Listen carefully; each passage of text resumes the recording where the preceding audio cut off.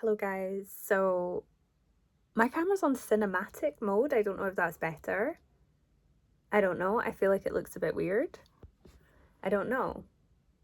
But anyway, hello, welcome. I am gonna just be talking a little bit about the energy and frequency of Atlantis. If you've been on my Instagram recently, you'll probably have seen me talking a bit about Atlantis and what I want to talk about is why is it important now? What relevance does it actually have today? And I will be covering this more in my etheric journey on the 10th of July. And you can check out the booking information. I'll link it below.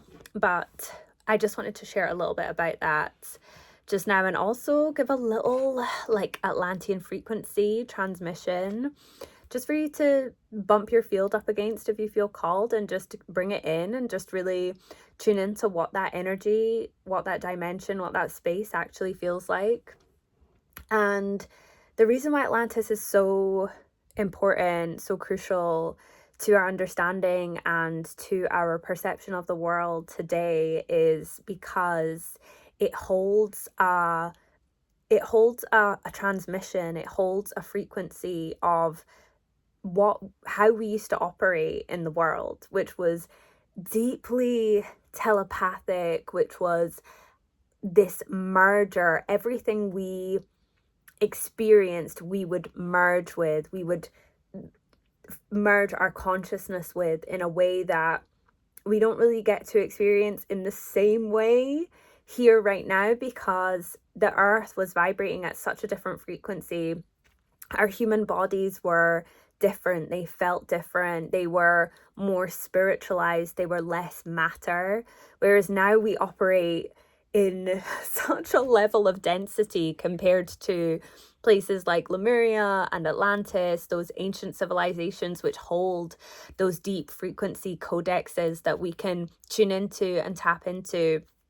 And a lot of what we are experiencing right now is a convergence or an overlap of Lemurian and Atlantean timelines. That's why when we go to certain places, we might be like, this is really reminding me of Lemuria, or this is really reminding me of Atlantis, because those informational frequencies are stored in certain places across the planet, and you don't necessarily have to be in those places to experience that energy. We can tap into it anywhere, but when you go to certain places, they're almost like hotspots. So Ireland, for example, lots of Atlantean energy. There's a lots of stories about how Ireland is one of the main sort of vestiges of Atlantis in terms of the actual landmass itself. They say that Atlantis is one of, or Ireland is one of Atlantis's main frequency keepers. And that was really obvious to me from the first time that I came here. I was like, oh my God, the Atlantean energies are like right at the surface here. It's like they're right here. You can access them so easily. And Atlantis really carries that energy of the masculine.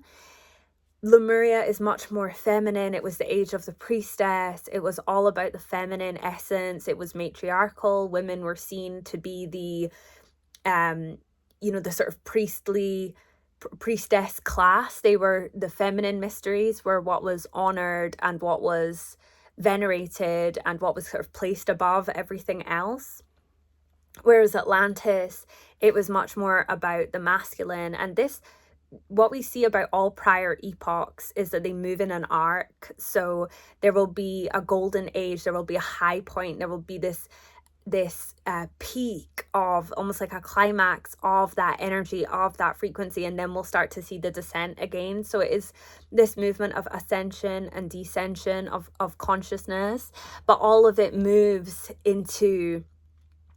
is part of this grand architecture or grand movement for the evolution of humanity, for the evolution of the planet. So it all interweaves as one, so we can look at Atlantis and go, oh my God, it was so terrible, there was all these bad things. We could look at it in that way, but even the descent has wisdom in it, in all of the mistakes that we make in our lives. When we look back at them, so often what we see is that they were the moments which actually held the deepest wisdom. So it's never that Atlantis was bad, or there were only bad people doing bad things there, nor is it true that Atlantis was only good. There was only people doing good things there. It's neither nor. It's always an intersection, and that beautiful DNA spiral, it's a dance. So the reason why I felt called to share this journey is because I've seen the ways in which Atlantis, how the memories of it impact us. And I've seen that for myself. I've seen that in numerous clients who've had these huge stories like woven into their bodies about Atlantis, and I've had this major resistance to it. And I've seen it in clients where they always have these certain triggers around men, and that might have actually followed them through various different lifetimes where they've had a lot of difficulties with the masculine, or they never feel heard or seen or witnessed by the masculine, or they always enter certain types of relationships. And when we've actually tracked it back to the point of origin in their Akashic records, it goes back to Atlantis. So I've seen that particular pattern many times.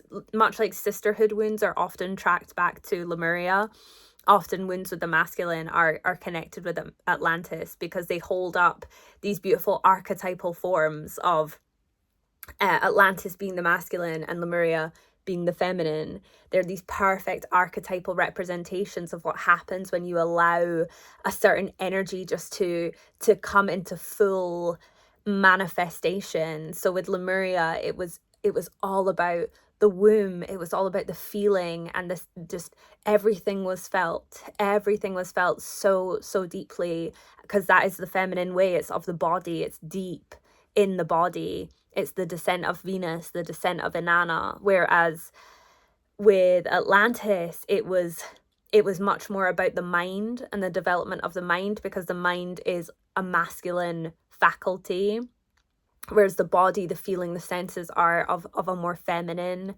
archetypal nature. And so everything that was sort of associated with the mind is what Atlantis brought forth. And just feeling a little bit of light language. I'm right in the channeling mode, so I did feel there was going to be a little bit of light language, so I'm just going to bring some of that through, and then we'll get back to what we were saying.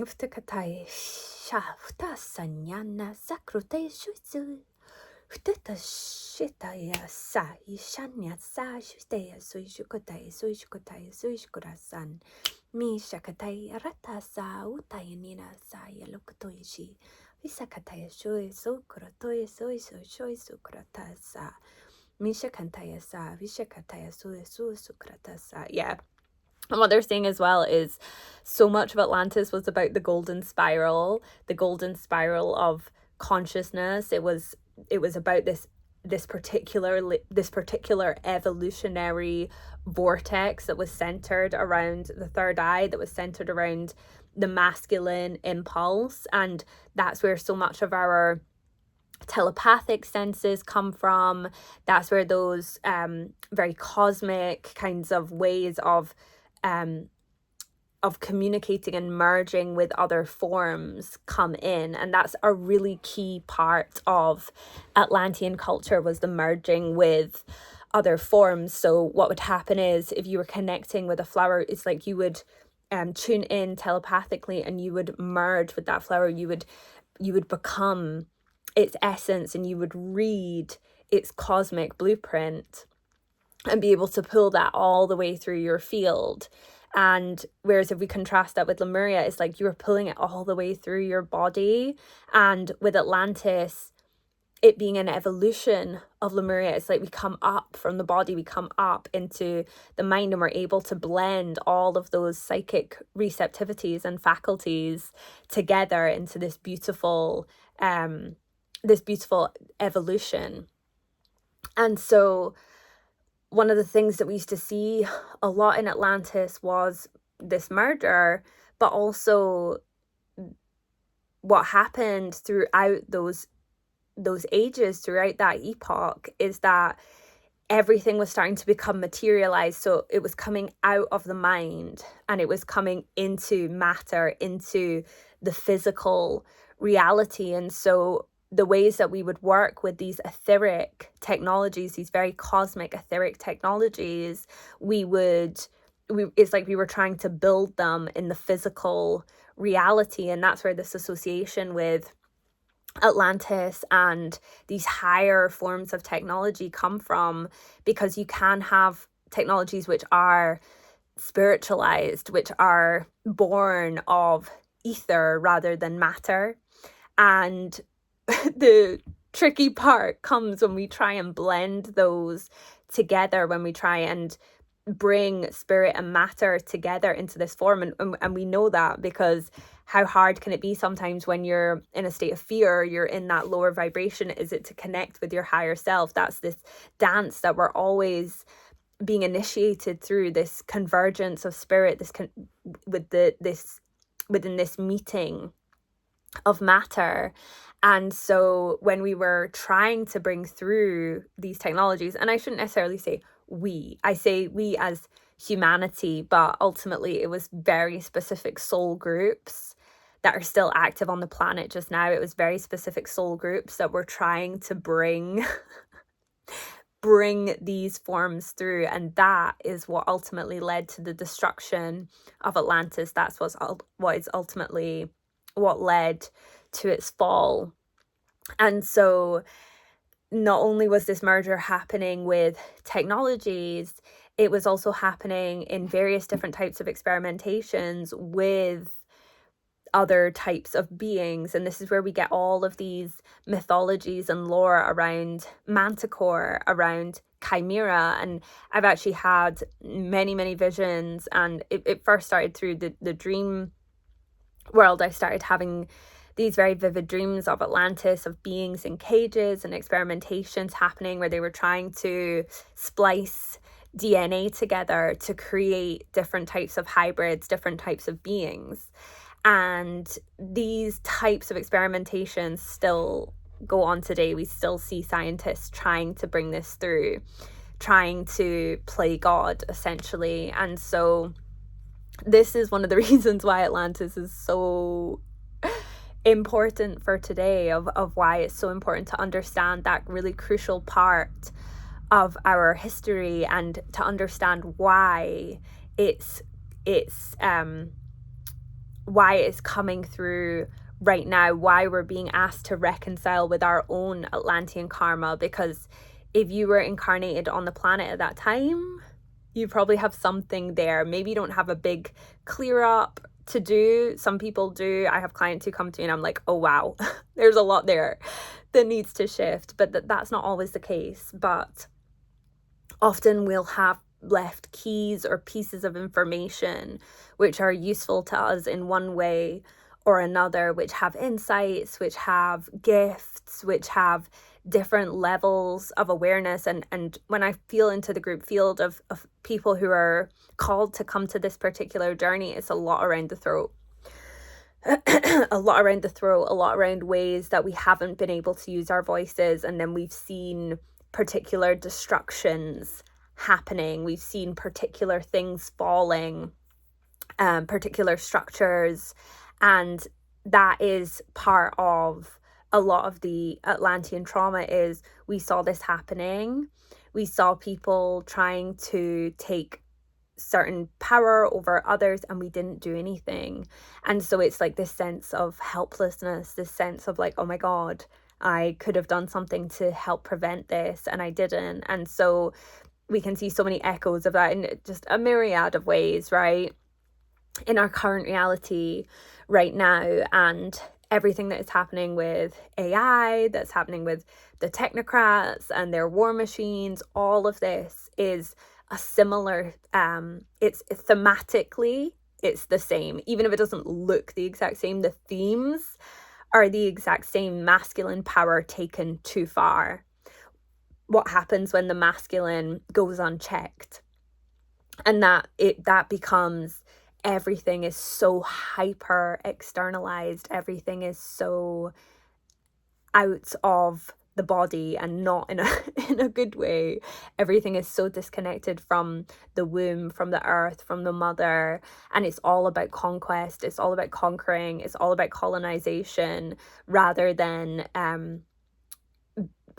actually recognizing the beauty and the wholeness, and having that sort of holistic worldview of everything around us. And so if you feel that call, I very much would love for you to come join the journey.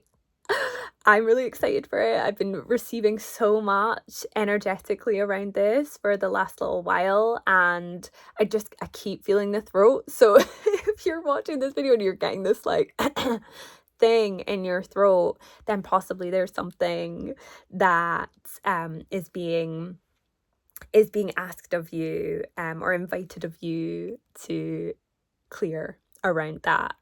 And I'd love to hear if this resonates with you, whether you're coming to the journey or not. Let me know how this resonates with you. I felt really called in this moment to come and share this little mini transmission. So do let me know if it resonates with you, if there's anything that's pinging you around Atlantis, or just, even if you want to have a discussion around it. I love talking Atlantis. So yeah, I will be sharing much more about all the things that have been coming through recently too. Before the journey, we're gonna have a little Q&A, and there'll be opportunities to sort of ask and see if there's any insights that want to come through around your own personal experiences during the journey, and your own personal like memories, if you have those, or maybe they're coming up or whatever around Atlantis. So thank you so much for watching this video, and take care, and speak to you soon.